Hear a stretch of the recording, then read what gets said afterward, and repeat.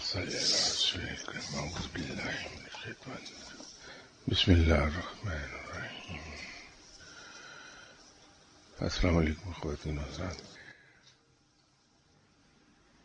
انسان کی زندگی میں آرزوئیں جنم لیتی ہیں انسان کی جبلت کے ذریعے سے. جبلی طور پر انسان خواہشات کی طرف مائل ہوتا ہے، اور اگر ایک بار انسان اپنی آرزوؤں کو پورا کرنے کے قصے میں پڑ جائے تو آرزوؤں کا سلسلہ دراز ہوتا چلا جاتا ہے، آرزوئیں بڑھتی چلی جاتی ہیں، اور پھر اس مقام پر چلا جاتا ہے انسان جہاں آرزوؤں کو پورا کرنا ممکن نہیں رہتا. حالانکہ انسان اگر اپنی زندگی میں دیکھے تو وہ ایک وقت میں ایک ہی جوڑا کپڑوں کا پہن سکتا ہے. ایسا ممکن نہیں ہے کہ ایک ڈریس کے اوپر دوسرا ڈریس، دوسرے ڈریس پر تیسرا ڈریس ایک ہی وقت میں چڑھا لے. ایک وقت میں انسان صرف اتنا ہی کھا سکتا ہے جتنا اس کے پیٹ میں سما جائے گا. انسان ایک وقت میں ایک ہی کمرے میں رہ سکتا ہے، ایک سے زیادہ کمروں میں رہ نہیں سکتا. لیکن آرزوؤں کا سلسلہ دراز ہوتا ہے اور انسان مختلف چیزیں حاصل کرنے کی خواہشات پالنے لگتا ہے تو پھر اس کی کوئی حد نہیں رہتی. یہ آرزوؤں اور مال و زر کو حاصل کرنا اور اس کو جمع کرنا، اس کی مثال سب سے اعلیٰ مثال غالباً مولانا روم نے ہی دی تھی کہ انسان کی زندگی ایک کشتی کی مانند ہے. کشتی کو صرف اتنا ہی پانی چاہیے جو اس کے وزن کو اٹھا سکے اور کشتی تیرتی رہے. اس مقدار سے زیادہ پانی جس قدر بھی ہو کشتی کو فرق نہیں پڑتا. اگر 1.5 فٹ ڈیپتھ کا پانی اس کشتی کو تیرائے رکھ سکتا ہے، تیرتی رہے کشتی اس میں، تو پھر خواہ کسی جگہ پانی کی گہرائی 500 فٹ ہو جائے تو بھی کوئی فرق نہیں پڑے گا کشتی کو، وہ تو تیرتی رہے گی. اور اگر 5 کلومیٹر گہرا سمندر آ جائے اس کے نیچے تو بھی کشتی کو فرق نہیں پڑے گا. ایک اپنے وقت کے غوث گزرے بہت مشہور بزرگ سلسلہ سہروردیہ کے ملتان میں آرام فرما رہے ہیں، جناب حضرت بہاؤالدین ذکریہ رحمۃ اللہ علیہ. یہ بے پناہ امیر تھے. ان کے ہمسر اولیاء کرام اس بات پر پریشان ہوتے رہتے تھے کہ فقیر تو اتنا امیر کبھی نہیں ہوتا جتنا حضرت بہاؤالدین ذکریہ رحمۃ اللہ علیہ ہیں. تو مختلف فقیر انہیں لیٹر لکھتے رہتے تھے کہ آپ کیسے فقیر ہیں کہ اس قدر مال و زر آپ نے جمع کر رکھا ہے. تو حضرت بہاؤالدین ذکریہ رحمۃ اللہ علیہ ہر اعلیٰ ظرف کی طرح اس پہ خاموشی اختیار کیے ہوئے تھے. لیکن جب یہ سلسلہ بہت بڑھ گیا اور الفاظ میں سختی آتی گئی لوگوں کے، تو تنگ آ کے پھر ایک بار جواب دیا کہ میں نے مال و زر جمع ضرور کیا ہے لیکن اسے دل میں جگہ نہیں دی. رب تعالیٰ نے ان کے الفاظ کو بعد میں ثابت بھی کر دیا کہ وہ درست فرما رہے تھے. تو کشتی جو پانی پہ تیر رہی ہے، کوئی اسے فرق نہیں پڑے گا کہ گہرائی کتنی ہو جائے پانی کی. تو اگر 5 کلومیٹر گہرا سمندر بھی اس کے نیچے ہے تو وہ اسی طرح تیرتی رہے گی جیسے 1.5 فٹ گہرے پانی میں. لیکن اگر وہی پانی جو اس کے نیچے ہے جس پر وہ تیر رہی ہے، اگر وہ پانی کشتی میں داخل ہو جائے تو کشتی ڈوب جائے گی. تو مال و زر کی خواہش آرزوؤں کی بھرمار جب زیادہ ہوتی ہے تو پھر اس کا عالم ایسا ہی ہوتا ہے جیسے پانی کشتی کے اندر داخل ہو جائے اور کشتی ڈوب جائے.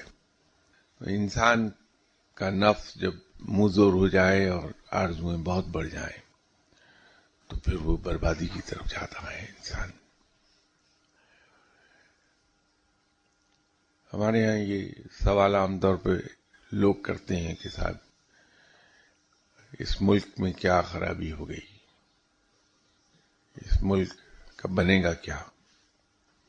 یہ تقریباً ہر محفل میں جہاں بھی آپ جائیے یہ سوال ضرور اٹھتا ہے. میرے نزدیک اس ملک کو نہ کرپشن نے مارا ہے، نہ مہنگائی نے. کسی چیز نے ہم پہ اثر نہیں ڈالا، تباہی کی طرف نہیں لے کے گیا، ماسوائے ایک چیز کے کہ ہماری مال و زر کی خواہش، مزید کی خواہش اتنی بڑھ گئی ہے کہ ہمارے اندر صبر ختم ہو گیا. یہ آرزویں ہی تو ہیں جن کو پورا کرنے کے لیے ہم اپنی چادر سے زیادہ پیر پھیلائے ہوتے ہیں.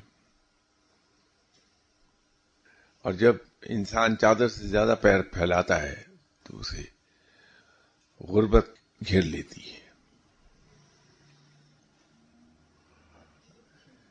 تو ان آرزوؤں کو قابو کر کے رکھنا بڑا ضروری ہو جاتا ہے. اس کو بے قابو نہیں انسان ہونے دے کبھی کسی قیمت پر بھی. اور اس کا آسان ترین حل یہ ہے کہ نفس کی چھوٹی سے چھوٹی خواہش کی مخالفت کر لی جائے تاکہ وہ مزید آگے بڑھنا ہی نہ پائے. تو انسان یوں سکھی ہو جاتا ہے زندگی میں، دکھ رہتا نہیں کوئی. اور یہی وجہ ہے کہ یہ فقیر لوگ جن کے پاس کھانے کے لیے پورا نہیں ہوتا، پیٹ بھر روٹی نہیں انہیں میسر ہوتی، پہننے کو پورا ڈریس نہیں ہوتا، رہنے کو پوری چھت نہیں ہوتی، لیکن ان سے زیادہ مطمئن شخص آپ کو دنیا میں کوئی دکھائی نہیں دے گا. ان سے زیادہ خوش انسان دکھائی نہیں دیتا کہ انہوں نے اپنی خواہشات و آرزوؤں کو اتنا محدود کر دیا ہے اور اپنے نفس کو اس طرح سے کچلا ہے کہ ان کا نفس خواہش کرتا ہی نہیں جو انہیں تنگ کر پائے. ایک بار یہاں میں نے عرض کیا تھا کہ اکنامکس کا ایک ایسا فارمولا، غربت مٹانے کا ایسا فارمولا آج تک کوئی اکنامسٹ نہیں دے پایا جیسا فارمولا جناب حضرت علی کرم اللہ وجہہ نے انسانوں کو دیا. حضرت علی کرم اللہ وجہہ نے فرمایا تھا کہ میں نے اپنے اخراجات اتنے کم کر لیے کہ میں امیر ہو گیا. یہ آرزوؤں ہی کو دبانے کی بات ہے.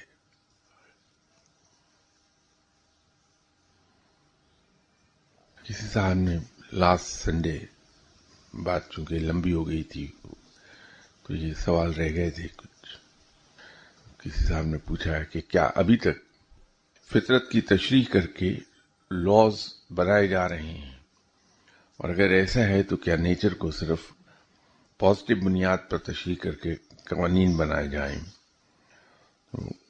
whether the interpretation of nature must be on positive base, if not then on what base. Law of nature کے قوانین ہم نہیں بناتے. لا آف نیچر وہ اصل میں قوانین ہیں جن کے تحت یہ کائنات آپریٹ کر رہی ہے. غالباً کسی لیکچر میں یہاں گفتگو کرتے ہوئے یا کسی یونیورسٹی میں کسی لیکچر میں نے بڑی تفصیل سے عرض کیا تھا کہ لا آف نیچر ہے کیا. اور ہم جب لا آف نیچر کی بات کرتے ہیں تو اصل میں اس کے 4 کمپوننٹس کو اکٹھا رکھ کے اس کو لا آف نیچر کا نام دیتے ہیں، جبکہ وہ بنیادی طور پر 4 اس کے کمپوننٹس ہیں. اور ان میں سے ایک کو بھی ہم ڈراپ کر دیں تو لا آف نیچر رہتا نہیں. آپ اگر یہ گفتگو کا وہ سلسلہ جو یہاں ہوا تھا لا آف نیچر پر، اس کو نکال لیں، اس میں بہت تشریح سے میرا خیال ہے شاید 1 یا 2 سنڈیز لا آف نیچر پر بات ہوئی تھی، تو وہ مل جائے گا. ہم اس کی تشریح نہیں کر پائیں گے، لا آف نیچر کی انٹرپریٹیشن ہم نہیں کر پاتے ہیں. البتہ ہم یہ ضرور کر سکتے ہیں کہ ہم لا آف نیچر کو اسٹڈی کر لیں، اور لا آف نیچر کو اسٹڈی کرنے کے بعد جو ہم اپنے ملک میں کوآپریٹ کرنے کے لیے، اپنے معاشرے کو آپریٹ کرنے کے لیے جو قوانین بنائیں، تو اسی پیرامیٹرز کے اندر اگر ہم بنا لیں، وہ انسانی فطرت کے بہت قریب چلا جائے گا کون، اور اس کو امپلیمنٹ کرنا ہمارے لیے زیادہ آسان ہو جائے گا. اس میں پازیٹو اور نیگیٹو کی کوئی قید نہیں ہے.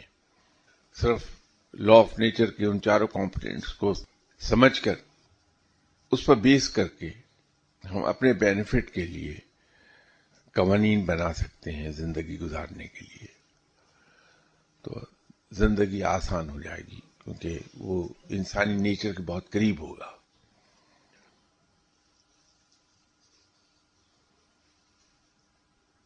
ایک اور سوال ہے، وہ اتفاق کی بات یہ ہے کہ اس سوال کا جواب ابھی میں شروع میں دے ہی چکا. قرآن پاک میں دنیا کو لفظ لاہو لاب کہہ کر ریپیٹڈلی پکارا گیا ہے. اس کی تشریح کر دیں. جو ہمارا نفس جن خواہشات کے پیچھے جاتا ہے وہ دنیاوی خواہشات ہی ہیں، اور جب انسان دنیا کے حصول میں ڈوب جاتا ہے اور اپنے نفس کی تابعداری کرنے لگتا ہے تو عیش و عشرت ہی میں مبتلا ہو جاتا ہے. تو اس لیے دنیا کی خواہشات اور دنیا کے طور طریقے اگر دنیا کے لیے کیے جائیں اور اپنے نفس کی پیروی کی جائے تو وہ لاہ لعب بھی ہوگی. تو رب تعالی نے دنیا کو قرآن پاک میں لاہ لعب کے نام سے جو پکارا ہے، وہ زندگی کے اس حصے کی طرف اشارہ ہے جہاں ہم نفس کی پیروی کر رہے ہوتے ہیں، اپنی خواہشات اور آرزوؤں کے پیچھے دوڑ رہے ہوتے ہیں، اور اس پروسیس میں ہم رب کو بھی بھولے ہوئے ہوتے ہیں. رب نے جو ہمارے ڈوز اینڈ ڈو ناٹس کے ذریعے زندگی گزارنے کے طور طریقے قرآن کے ذریعے ہم تک پہنچائے، آپ صلی اللہ علیہ وسلم کے ذریعے ہم تک پہنچائے، ان کو بھولے ہوئے ہوتے ہیں. تو وہ لاہ لعب کے معنی میں اس طرح سے استعمال اسے کیا ہوا ہے.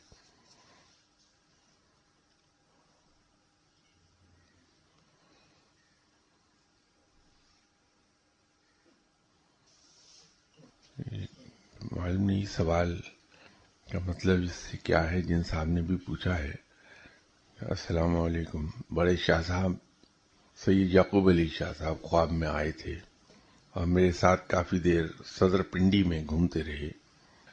پھر میں نے کہا کہ گھر چلیے، کہنے لگے کہ چلو. گھر آ گئے. میں نے کہا کہ کھانا کھائیں گے؟ کہنے لگے ضرور. تو میں پڑھ نہیں پا رہا، سالن اور روٹیاں، اس سے زیادہ نہیں پڑھا جا رہا کیا لکھا ہے. تو شاہ صاحب نے 2-3 نوالے لیے اور کھانا رکھ دیا. میں نے کہا کہ اور کھائیے، تو کہنے لگے کہ اس عمر میں اتنا ہی کھاتے ہیں. میں نے کہا کہ آپ کی عمر کیا ہے؟ تو کہنے لگے کہ 1914 کی پیدائش ہے. اب معلوم نہیں اس سے کیا، جن صاحب نے یہ لکھا ہے تو وہ کیا کہنا چاہ رہے تھے، اس میں سوال کیا ہے یہ میں نہیں سمجھ پایا. وہ جو 2-3 نوالے انہوں نے کھائے وہ تو میں عرض کر سکتا ہوں کہ قبلہ مرشد صاحب کی خوراک جو میں نے سال تک دیکھی، ناشتہ 1 کپ چائے کا ہوتا تھا اور سارا دن چائے پیتے تھے، کھانا نہیں کھاتے تھے. رات کو البتہ 1 روٹی کھاتے تھے، تو پورے 24 گھنٹے میں ان کی خوراک در حقیقت ایک روٹی تھی، اور پیدل چلنا بہت تھا ان کا، اور اسی وجہ سے بہت ہی سلم تھے، اور جسم پر گوشت برائے نام تھا۔ آپ اس سے کیا چاہتے ہیں؟ اگر آپ نیکسٹ سنڈے لکھ دیں کہ اس سے مراد آپ کیا تھی، کیا چاہ رہے تھے، تو میں عرض کر دوں گا کچھ۔ جمع کیا لیکن دل میں جگہ نہیں دی۔ شاہ صاحب اگر دل میں جگہ نہیں تو جمع بھی نہیں ہوتا، تو وہ جمع تو ہو ہی نہیں سکتا تھا، ہوتا ہی نہیں ہے، وہ تو کھٹتے جاتا ہے۔ یہ بڑی کنفیوزنگ ہے۔ اسی طرح عالم بھی کنفیوز کر رہے ہیں ہمیں، کنسیپٹ کلیئر نہیں ہو رہا۔ حضرت بہاؤالدین ذکریہ رحمۃ اللہ علیہ صاحب کے بارے میں جو تھوڑا بہت میں جانتا ہوں، بہت ہی اعلیٰ ظرف انسان ہے۔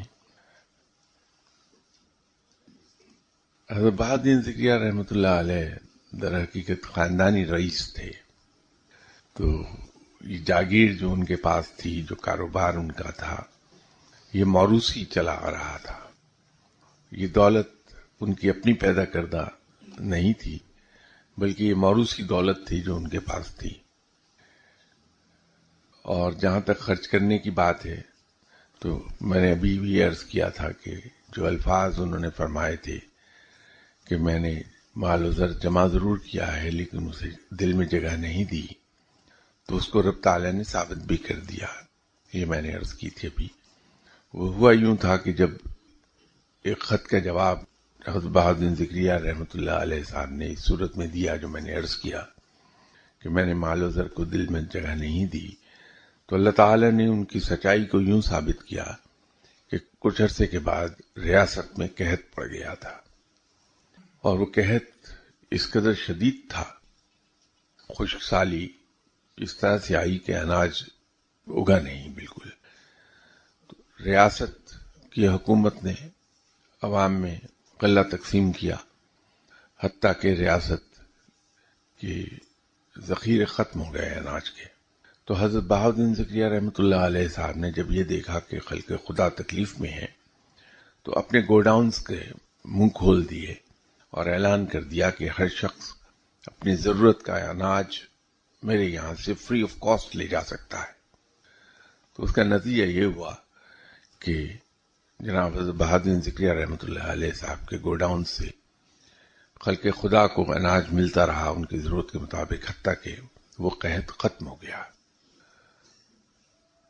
حضرت بہاؤالدین ذکریہ رحمۃ اللہ علیہ بہت سخی انسان تھے، اور ان کی سخاوت کا اندازہ اس سے ہو جائے گا کہ جناب حضرت بہاؤالدین ذکریہ رحمۃ اللہ علیہ صاحب کے پوتے جناب شاہ رکن عالم، جو بہت چہیتے تھے دادا کے، ان میں بھی حضرت بہاؤالدین ذکریہ رحمۃ اللہ علیہ صاحب کی سخاوت کے اثرات موجود تھے۔ جینیٹیکلی یہ چیزیں ٹرانسفر ہوتی ہیں۔ ایک دن محفل جمی تھی حضرت بہاؤالدین ذکریہ رحمۃ اللہ علیہ صاحب کی، کہ وہاں ایک شخص آیا اور اس نے کہا کہ میں مسافر ہوں، سید ہوں، میرے پاس سواری نہیں ہے۔ تو حضرت شاہ رکن عالم جو 8-9 سال کے بچے تھے وہاں کھیل رہے تھے، تو دوڑے گئے اور جا کے استبل سے جو سب میں بہترین گھوڑا تھا وہ لے آئے اور لا کے اس شخص کے حوالے کر دیا۔ وہ آدمی گھوڑے پر بیٹھا اور ہوا ہو گیا وہاں سے۔ محفل میں بیٹھے ہوئے ایک شخص نے کہا کہ حضرت آپ نے یہ کیا کیا؟ میں اس شخص کو جانتا ہوں، یہ تو اسی شہر کا مراسی ہے، تو یہ تو آپ سے جھوٹ بول رہا تھا۔ تو شاہ رکن عالم صاحب نے جواب دیا کہ یہ میرے بھی علم میں ہے، یہ پیدائشی ولی تھے شاہ رکن عالم صاحب، میرے علم میں ہے کہ یہ یہیں لوکل مراسی ہے، لیکن میں نے گھوڑا اس کو نہیں دیا بلکہ اس نسبت کو دیا جہاں اس نے اپنی نسبت جا جوڑی تھی۔ ان کی سخاوت کا تو یہ عالم تھا کہ پوتے تک میں یہ سخاوت اس چھوٹی عمر میں اتنی تھی۔ اللہ تعالیٰ یہ جو آپ نے کہا کہ جمع ہو ہی نہیں سکتا، وہ تو ساتھ ساتھ خرچ ہوتا جاتا، تو اس کے لیے میں یہ عرض کر دوں کہ رب تعالیٰ کی یہاں انعامات بے پناہ ہیں، اور 1 کے 10 دنیا میں ملتے ہیں، اور 1 کے 70 آخرت میں. حضرت علی کرم اللہ وجہہ کے گھر پہ فاقے تو اکثر رہتے تھے. ایک بار 2-3 دن کے فاقے کے بعد کچھ تھوڑا سا آٹا کہیں سے آیا تو بی بی صاحبہ نے روٹی بنا کے پیش کی حضرت علی کرم اللہ وجہہ کی خدمت میں. تو نوالا توڑنے لگے تھے تو دروازے پر کسی نے صدا لگا دی کہ اللہ کے نام پہ روٹی دے دیں. باوجود اس کے کہ وہ 2-3 دن کے فاقے سے تھے، حضرت علی کرم اللہ وجہہ اٹھے اور لے جا کے روٹی اس صدا لگانے والے کے ہاتھ پہ رکھ دی. تو بی بی صاحبہ نے کہا کہ آپ تو خود کئی روز کے فاقے سے ہیں. تو فرمایا کہ نہیں، اللہ کے نام پر مانگا تھا. تو ابھی یہ گفتگو ہو ہی رہی تھی تو دروازے پہ دستک ہوئی. حضرت علی کرم اللہ وجہہ نے جا کے دیکھا تو ایک شخص کھڑا تھا اور اس نے کہا کہ یہ فلاں شخص نے آپ کی خدمت میں یہ روٹیاں ہدیہ کی ہیں. تو پوچھا کتنی ہیں؟ تو اس نے کہا کہ 8. تو فرمایا یہ میری نہیں، واپس لے جاؤ. تو آ کے پھر بیٹھ گئے گھر کے اندر. تھوڑی دیر میں پھر ایک دستک ہوئی، جا کے دیکھا تو ایک صاحب کھڑے تھے. انہوں نے کہا کہ صاحب یہ فلاں صاحب نے آپ کی خدمت میں روٹیاں پیش کی ہیں. پوچھا کتنی ہیں؟ تو انہوں نے پھر کم بتائیں. فرمایا یہ میری نہیں. تو تیسرا شخص آیا، اس سے پوچھا تو اس نے کہا کہ 10 روٹیاں ہیں. فرمایا یہ میری ہیں، مجھے دے دو، کہ اللہ کا وعدہ یہ ہے کہ میں 1 کے بدلے میں 10 دیتا ہوں. تو جب انسان اللہ کے نام پر مال و زر خرچ کرنے لگتا ہے تو وہ اسی طرح بڑھتا ہے کہ انسان دیتا رہتا ہے اور اس کے مال و زر میں اضافہ ہوتا رہتا ہے، چاروں طرف سے آتا ہے. ایسا کبھی نہیں ہوا کہ اللہ کی راہ پر خرچ کرنے والا بے لوث طریقے پر خرچ کر رہا ہے، جس میں نہ تو یہ غرض ہے کہ کوئی مجھے اچھا کہے، نہ یہ توقع ہے کہ جس شخص کے لیے میں کچھ کر رہا ہوں وہ اس کا مجھے کوئی صلہ دے گا، نہ اس میں نیک نامی کی توقع ہے. صرف اللہ کے نام پر کر رہا ہے کہ اللہ نے جو کچھ مجھے دیا ہے اس میں اس کی مخلوق کا حصہ ہے، وہ حصہ اس تک پہنچ جائے. تو پھر اس کا اجر ایسے ہی آتا ہے جیسے حضرت علی کرم اللہ وجہہ نے فرمایا. تو لائٹ نوٹ پر اگر ایک بات کی جائے کہ حضرت موسیٰ علیہ السلام کے زمانے میں ایک شخص تھا، وہ دیکھتا تھا کہ حضرت موسیٰ علیہ السلام کو طور پر تشریف لے آتے ہیں. تو ایک بار حضرت موسیٰ علیہ السلام بازار سے گزر رہے تھے تو اس شخص نے آواز دے کے پوچھا کہ موسیٰ کہاں جا رہے ہیں؟ تو حضرت موسیٰ علیہ السلام نے فرمایا کہ میں اپنے رب سے گفتگو کے لیے کوہ طور پر جا رہا ہوں. تو اس شخص نے کہا کہ جب آپ اللہ سے گفتگو کریں، رب سے بات چیت ہو، تو میرا ایک سوال رب تعالیٰ سے پوچھ لیجئے. تو حضرت موسیٰ نے کہا کہ کہو، کہ رب سے یہ پوچھئے گا میرے بارے میں کہ میری تقدیر میں آخری سانس تک اللہ نے کتنا رزق لکھا ہے. تو حضرت موسیٰ علیہ السلام گئے اللہ تعالیٰ سے، جب گفتگو سے فارغ ہوئے تو اٹھتے ہوئے عرض کی کہ یا باری تعالیٰ، تیرا ایک بندہ ہے اس نام کا، فلاں بازار میں رہتا ہے، اس نے مجھ سے کہا تھا کہ میں تجھ سے اس کی یہ گزارش پیش کر دوں تیری خدمت میں. تو رب تعالیٰ نے فرشتے سے کہا کہ اس آدمی کا بتا دو کہ اس کے مرنے کے وقت تک کتنا رزق اس کی تقدیر میں لکھا گیا ہے. تو حضرت موسیٰ علیہ السلام کو بتا دیا گیا.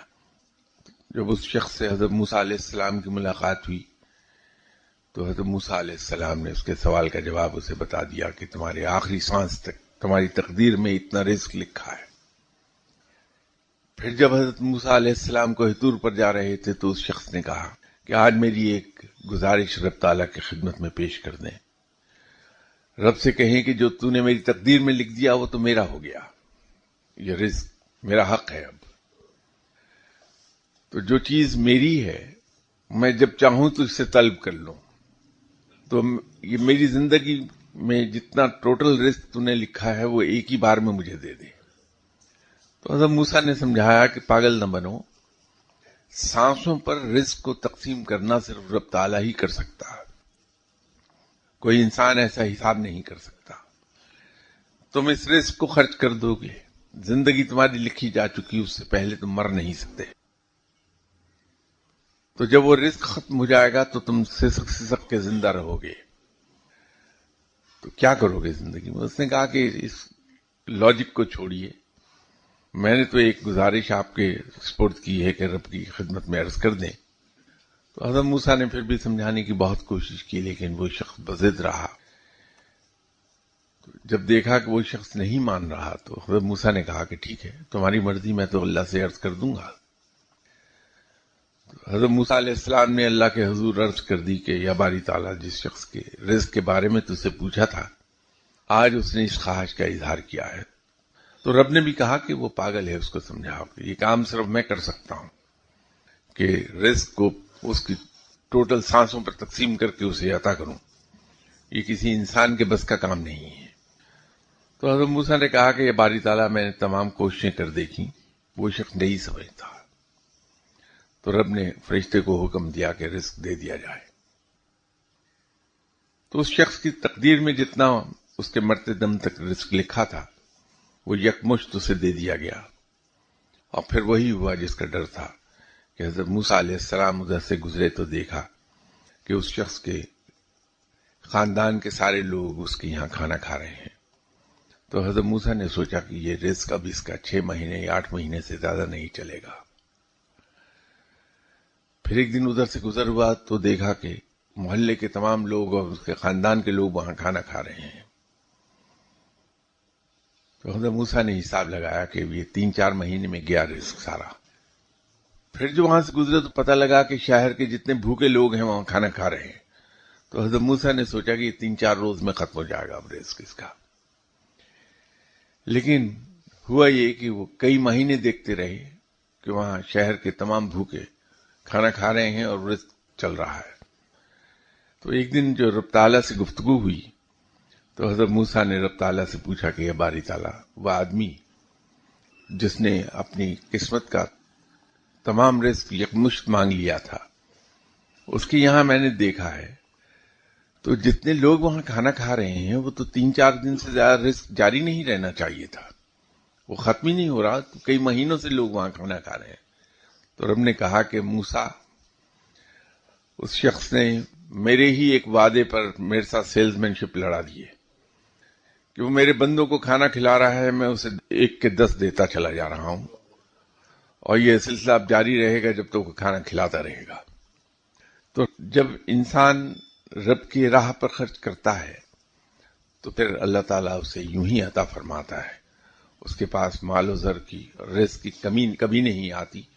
تو ہمارا یہ سوچنا شاید زیادہ درست نہ ہو کہ اگر ہم اللہ کی راہ پہ خرچ کرتے رہیں گے تو ہمارے پاس مال و زر کبھی جمع نہیں ہوتا، بے تحاشا جمع ہوتا ہے۔ بات صرف اتنی ہے کہ ہم میں سے کوئی شخص اس چیز پر عمل کر کے دیکھ لے کہ بغیر کسی غرض کے، بغیر کسی توقع کے، بے لوث ہو کر صرف اور صرف اللہ کی رضا کے لیے اس کے بندوں پر خرچ کرے کھلے دل سے، اور دیکھیے پھر رزق کس طرح می کی طرح برستا ہے انسان پر۔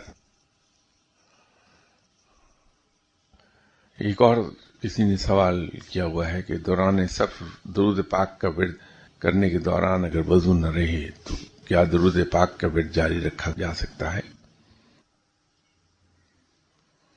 جی، پڑھا جا سکتا ہے، لیکن افضل یہ ہے، بلکہ پاس ادب یہ ہے کہ درود شریف بے وضو نہ پڑھا جائے، یہ ادب کا تقاضا ہے، ورنہ پڑھا تو جا سکتا ہے۔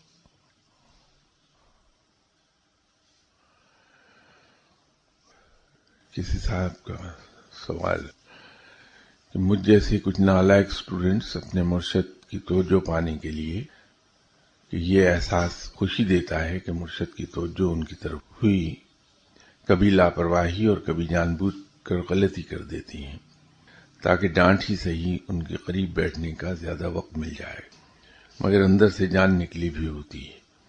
یہ اس لیے کہا کہ اگر کوئی غلطی نہ ہو تو مرشد صاحب جاتے ہی ٹافی دے دیتے، ٹھیک ہے جائیے۔ کیا مرشد اس سے ناراض تو نہیں ہو جائیں گے؟ اپنے مرشد سے سب کو ہی پیار ہوتا ہے، اس لیے ان کی محبت میں بیٹھنا ہر مرید کی خواہش ہوتی ہے۔ کیا یہ موقع ہمیں بھی ملے گا؟ کیا ہم معلوم نہیں، آپ کے مرشد صاحب کے بارے میں تو میں نہیں کچھ کہہ سکتا کیونکہ میں نہیں جانتا آپ کے مرشد کون ہیں، لیکن مجھے اپنے مرشد صاحب کا ضرور پتا ہے۔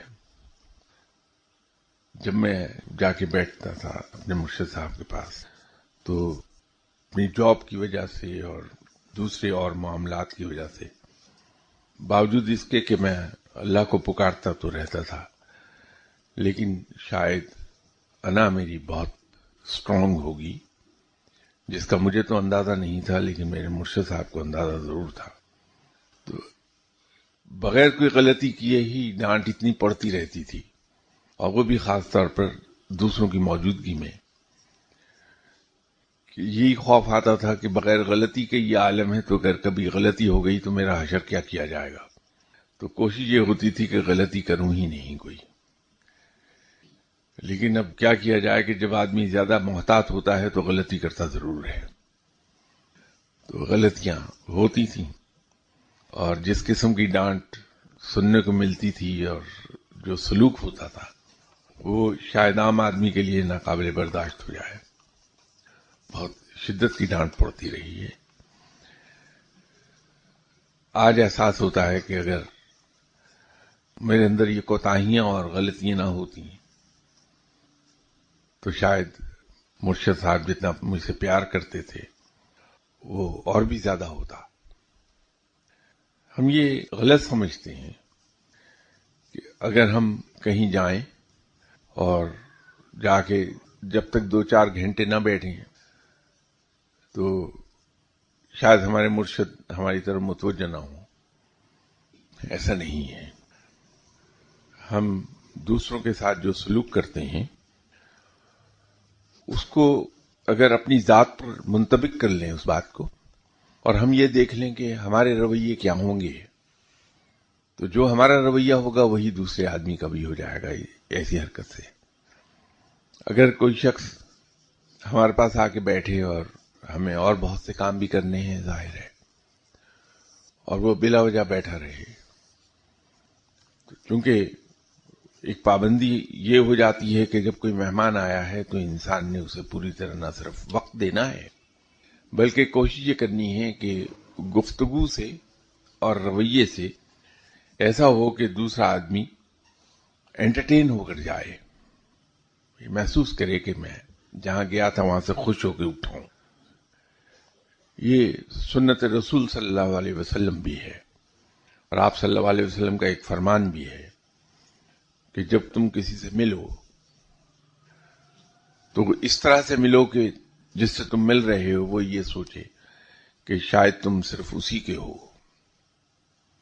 یہ فرمان ہے آپ صلی اللہ علیہ وسلم کا۔ تو جب آپ اس حکم کی تعمیل کرتے ہیں تو پھر آنے والے کو پوری طرح نہ صرف وقت دینا ہوتا ہے بلکہ آپ اسے اپنی گفتگو سے اور اپنے اٹھنے بیٹھنے سے اس کو انٹرٹین بھی کرتے ہیں۔ نتیجہ یہ ہے کہ آپ کے باقی سارے کام رک جاتے ہیں۔ تو اگر ایسا مہمان روز آنے لگے تو انسان یہ سوچتا ہے کہ میرے کام رہ جاتے ہیں ان صاحب کے آنے سے۔ اس کے برعکس اگر کوئی صاحب ایسے ہیں جو آئے اور سلام کیا اٹھ کر فوراً چلے گئے، رکتے ہی نہیں کہ جو بس صرف مجھے آپ کو سلام عرض کرنا تھا، تو السلام علیکم میں جا رہا ہوں، ایسا وزٹر ہمارے سب کے لیے بڑا ویلکم وزٹر ہوتا ہے۔ ہم اسے دل سے پسند کرتے ہیں کہ وقت زیادہ نہیں لیتا۔ تو یہ بزرگ تو ایسے ہیں کہ ان کی اپنے معمولات بہت خاصا، ان کا شیڈول ٹائٹ ہوتا ہے کہ انہیں اللہ اللہ بھی کرنا ہے اور کسی کی موجودگی میں وہ کریں گے بھی نہیں۔ وہ کسی گیسٹ کو یہ کہہ کے نہیں اٹھ کر چلے جائیں گے کہ اب میں نماز کے لیے جا رہا ہوں، وہ تو اس کو وقت دیتے رہیں گے وہاں بیٹھے۔ تو بہتر یہی ہوتا ہے، اور یہ آداب مہمانی بھی ہیں کہ ہم اگر کسی کے پاس جائیں تو کم سے کم وقت لیں، وہاں کم سے کم بیٹھیں اور کوشش کریں کہ فوری طور پہ چلے جائیں. اس سے دوسرا آدمی خوش رہتا ہے جس کے پاس ہم بطور مہمان گئے ہیں. میں تو اس سلسلے میں بہت ہی نالائق انسان ہوں. میں دوسرے ممالک میں جاتا ہوں، بزرگوں کی خدمت میں حاضری دینا ہوتی ہے مجھے. 5-5.5 گھنٹے کی فلائٹ کر کے یہاں سے جب ترکی گئے تو جناب حضرت صحابی رسول اور میزبان رسول صلی اللہ علیہ وسلم حضرت ابو ایوب انصاری رضی اللہ تعالی عنہ وہاں ہیں، ان کی خدمت میں. میرا خیال ہے ٹوٹل حاضری وہاں 3 یا 3.5 منٹ کی ہوتی ہے. فاتحہ پڑھی، ان کی خدمت میں سلام عرض کیا اور اجازت لی، غائب ہو گئے. وہاں سے 1000 کلومیٹر سے زیادہ کا فاصلہ ہے.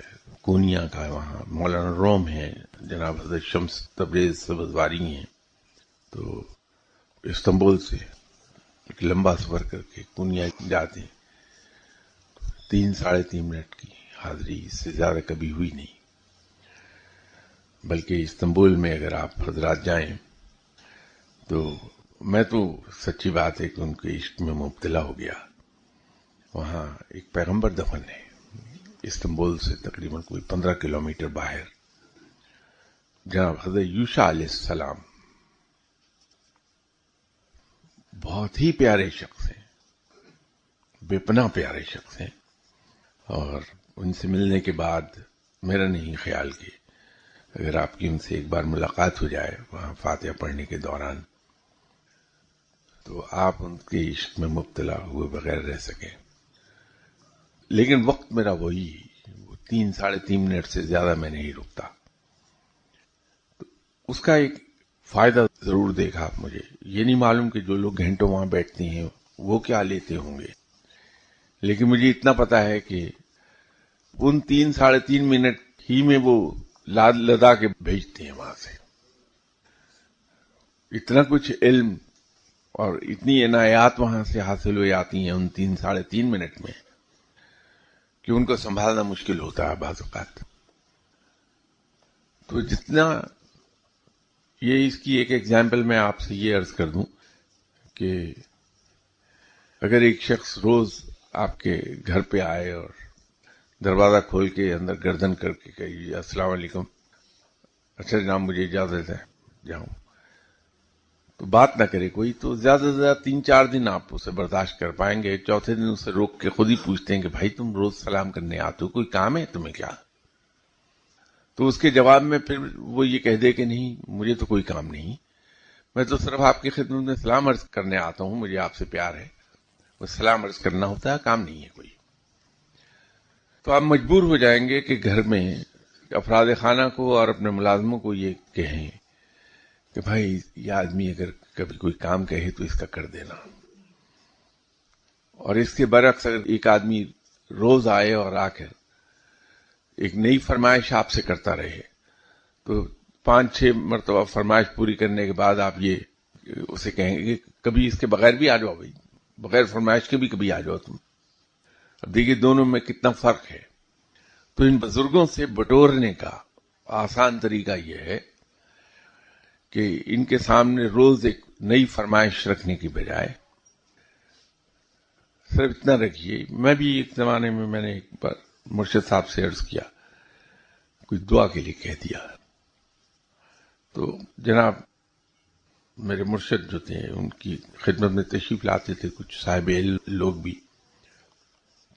تو جب سیکنڈ ٹائم میں نے عرض کی دعا کے لیے تو باہر نکل کے انہی جو صاحبان جو علم کے لیے آتے تھے اور خود بھی وہ صاحب علم تھے، انہوں نے مجھ سے کہا کہ شاہ صاحب آپ مرشد صاحب کو دعا کے لیے نہ کہا کیجیے.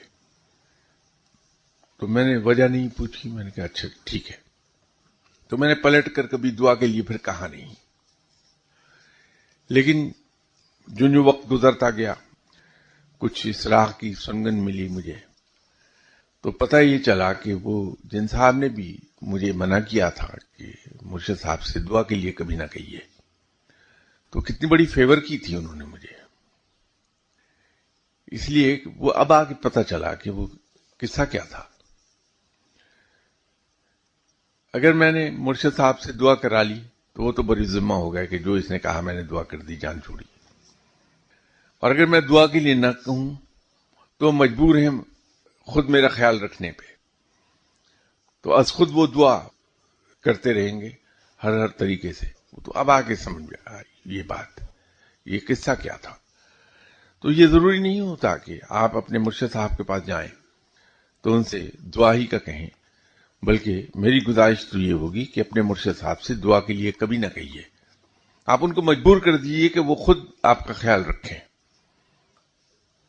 تو اگر وہ صاحب علم ہیں، صاحب نظر ہیں آپ کے مرشد، یقیناً ہوں گے، تبھی تو آپ نے بیعت کی ان کے ہاتھ پہ. تو یقین کیجئے کہ ان کے وہاں گھنٹی بج جائے گی. جہاں آپ مشکل میں آئیں گے وہ گھنٹی ضرور بجتی ہے. تو وہ از خود دعا ہو جائے گی اور نکل بھی جاتا ہے، اللہ تعالیٰ نکال لیتا ہے انسان کو مشکلات سے. تو مرشد کے ساتھ تعلق ایسا رکھیے جس سے ظاہر یہ ہو کہ یہ بے لوث تعلق ہے، کوئی غرض نہیں ہے اس میں. تو دیکھیے رب تعالیٰ کی طرف سے پھل کتنا ملتا ہے اس کا. تو مرشد سے آپ غرض کے ساتھ ملیں گے تو جس غرض سے ملے ہیں وہی پوری ہوتی رہے گی، پھر باقی سب پہلو رہ جائیں گے. مرشد کے پاس کوئی مال و دولت تو اتنا ہوتا نہیں ہے ان لوگوں کے پاس، تو وہاں سے مال و دولت تو وہ کیا آپ لیں گے. سب سے قیمتی چیز تو مرشد صاحب کے پاس ان کا علم ہے، اور مرشد صاحب کے پاس تربیت ہے سب سے قیمتی چیز. تو وہ علم اور وہ تربیت ملنی چاہیے انسان کو. جب تربیت مل گئی تو انسان اپنے مرشد کے مقام تک خود چلا گیا. اس کی ایگزامپل بالکل یہ ہے کہ اگر آپ ایک ریت کے میدان میں یا مٹی جہاں لوز سوائل ہے اس میدان میں آپ اگر چلے تو وہاں پاؤں کے نشان آ جاتے ہیں. تو اگر میں نے دیکھا کہ وہاں پاؤں کے نشان ہیں، فٹ پرنٹس ہیں، اور ان پاؤں کے نشان پر پاؤں رکھ کے میں چلتا رہا تو میں یقینی طور پر وہیں پہنچوں گا جہاں وہ شخص پہنچا جس کے پاؤں کے نشان موجود تھے. تو جب ہم اپنے مرشد کی تربیت ان سے لینے لگتے ہیں تو تربیت وہی کریں گے مرشد جیسی ان کی اپنی ہوئی تھی. تو جہاں مرشد جا پہنچے وہاں آپ جا پہنچیں گے. یہ بہتر یا ایک آدھ کرائی ہوئی دعا بہتر؟ تو میں تو یہ عرض کیا کرتا ہوں کہ اگر کوئی شخص، کوئی ڈاکٹر آپ کا دوست ہو گیا تو بجائے اس کے کہ اس کے پاس ہم اپنے جاننے والوں کو لے جائیں کہ یہ بیمار ہے اس کا علاج کر دیجیے، ہر دوسرے دن اپنے کسی جاننے والے کو وہاں لے جائیں علاج کروا لیں، تو سب سے اچھا کام یہ ہے کہ اس سے اگر آپ کی دوستی ہے ڈاکٹر کی تو اس سے اس کا فن لے لیجیے. یہ علم طبی جو ہے اس سے وہ حاصل کر لیجیے تاکہ لوگوں کا علاج آپ خود کرنے لگ جائیں، لے جانا نہ پڑے. تو مرشد صاحب سے ملیے، آپ ضرور ملیے، لیکن کوشش کیجیے کہ ان سے وہ کچھ حاصل کر پائیں آپ. اور اس راہ میں ایسا تو ہے نہیں کہ مرشد صاحب کوئی انجیکشن لگا دیں گے آپ کو یا مجھے تو مجھے علم مل جائے گا. وہ تو مرشد صاحب کے پاس آدمی جاتا ہے ان کو کاپی کرنے لگتا ہے انسان. تو یہ جو فٹ پرنٹس کی بات کی تھی وہ میں کاپی کو ریفر کر رہا تھا. تو جیسے وہ کر رہے ہیں، جو ان کے رویے ہیں، attitudes towards life, attitudes towards people, اس کی کاپی کر لیجئے، آپ خود وہاں جا پہنچیں گے جہاں مرشد صاحب تھے. انشاءاللہ تعالی نیکسٹ سنڈے بشرط زندگی ملاقات ہوتی ہے. السلام علیکم.